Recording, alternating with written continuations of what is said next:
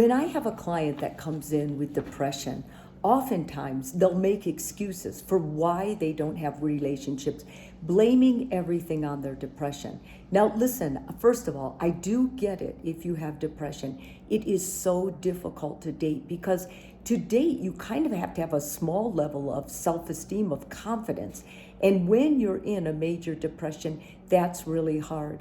But I'm going to tell you, as a psychotherapist and someone who works with many clients in their relationship, dating with depression is so important to you fully recovering. Not looking for a fix, but dating to connect and get to know other people and take that big leap of faith to be vulnerable.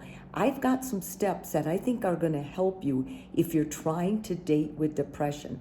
The first of those, I want you to work overall on establishing trust. How do you establish trust? You're honest. You're honest with where you're at. You're transparent. You're not trying to make excuses, not trying to not take responsibility. You're just going to be upfront and honest with who you are and what that other person can expect so they can align their expectations as well.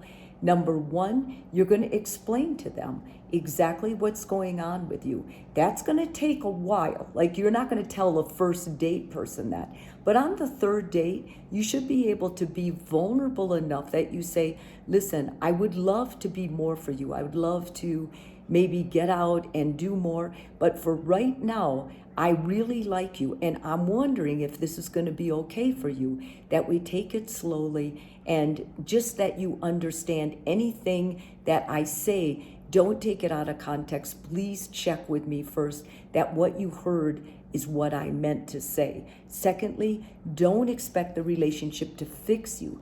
The best love of your life should not have to fix you. You are an independent, responsible person. Know that with all relationships come hardships too, because they're difficult. You have to get along. You have to negotiate. All those things are tough anyway. And if you're feeling depressed, it can be especially tough. So take it slowly with that. Respect your own peaks and values. Listen, when you're having trouble with depression, a lot of people will force themselves and then fake who they are. When you're having a down day, be honest. Tell your partner, listen, really rough day for me. I'm going to work through it. I am going to get through it. But at the end of the day, I want you to know it is tough for me. I am struggling to get through. This is called self-respect. It's called self-advocating. It's so important to being a responsible partner. So don't be afraid to embrace that and talk and tell your partner that. And lastly, respect who you are looking outward.